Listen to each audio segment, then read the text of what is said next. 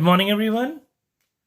As we have already done till 10 question of exercise 2.2, chapter number 2. Now we will start with the next question, that is question number 11. Baichung's father is 26 years younger than Baichung's grandfather and 29 years older than Baichung. The sum of the ages of all the three is 135. What is the age of each one of them? We are talking about Baichung's now. So let the Baichung's age be X. I put it as X.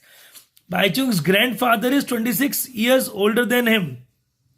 26 years younger than Baichung's grandfather and 29 years older than Baichung's. So what was the age of Baichung's? X. So Baichung's father will be X plus 29 and Baichung's grandfather will be X plus 29 plus 26. Adding the ages of both father and grandfather, both. So that the grandfather age comes out to be X plus 55.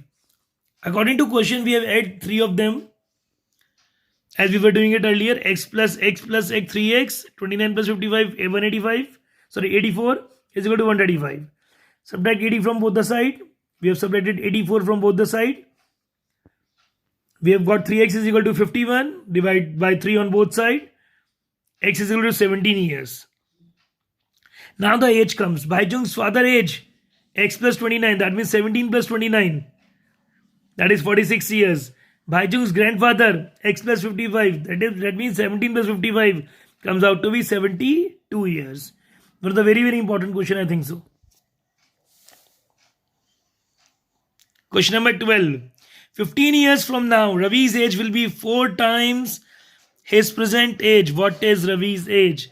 15 years from now, आज से 15 साल बाद, just after 15 years. That means let the Ravi's present age be X. We are taking present age of him is X. He will be 4 times after 15 years. So 4X it will become, after 15 years it will become 4X. So 15 years from now, that means we have to add 15 years in the present age. So that means X plus 15. According to question now, 4x is equal to x plus 15 because it will be 4 times the present age and it will be after 15 years. So 4x minus x, we have brought this x to this side, is equal to 15. 4x minus x is 3x is equal to 15. X is equal to 5. So Ravi's present age is 5 years. Now see question number 13.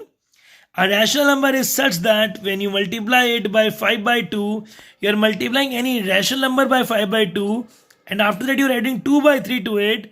The product you get is minus 7 by 12. What is the number?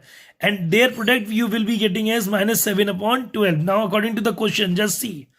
Let the number be x. We have put the number be x. According to the question, you are multiplying a rational number with 5 by 2. You multiply 5 by 2 with x. A rational number you have taken, let the number be x.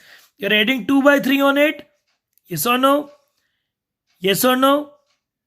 And you will be getting minus 7 upon 12. Minus 7 upon 12. Now again, according to the question, 5x plus 2 by 3 is equal to minus 7 upon 12. Subtract 2 by 3 from both sides. Use the simple method. Now take the LCM here. Minus 7 upon 12 minus 2 by 3. You have got the LCM, that is the smallest method or the small trick. 12 3s are 36.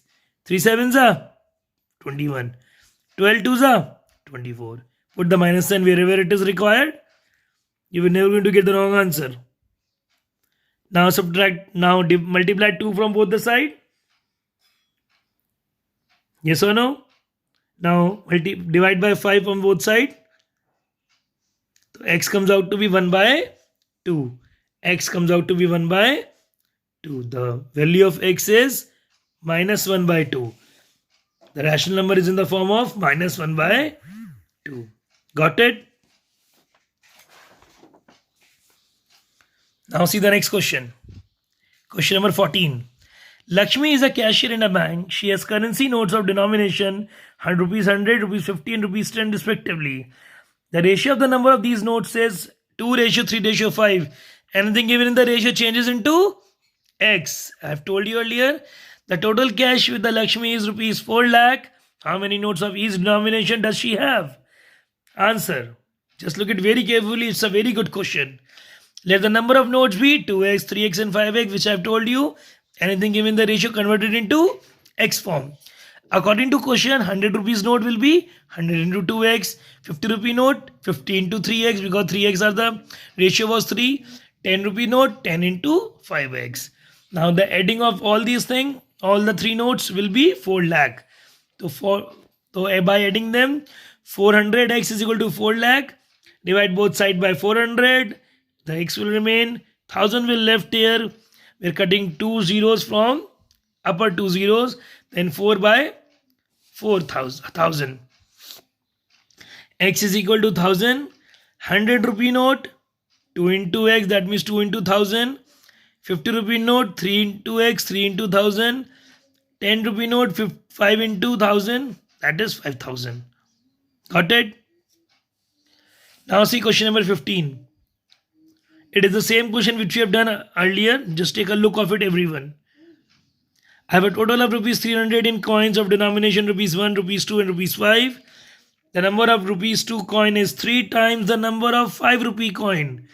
The total number of coins is 160. How many coins of each denomination are with me? The second line, the number of 2 rupees coin is 3 times the number of 5 rupee coin. The moment we are having 2 rupees coin, it is 3 times of the 5 rupee coin. So the answer is the total sum of money was rupees 300. Let the number of 5 rupee coin be x. If 5 rupee coin is x, 2 rupees coin will be thrice of x. 3 times of x. Yes or no? 1 rupee coin plus 2 rupee coin plus 5 rupee coin is equal to 160. Because 160 was the total coin it consists. Rupees 1 coin plus 3x plus x is equal to 160. Rupees 1 coin, 4x, 160 will be, 4x will be in minus. According to question, just see. 5 into x plus 2 into 3x plus 1 into 160 minus 4x is equal to 300. Why I have done this? 5x, 2 into or 1, because it was given in the ratio. It was 5 rupee coin, 2 rupee coin, 1 rupee coin. After solving it, I am getting this.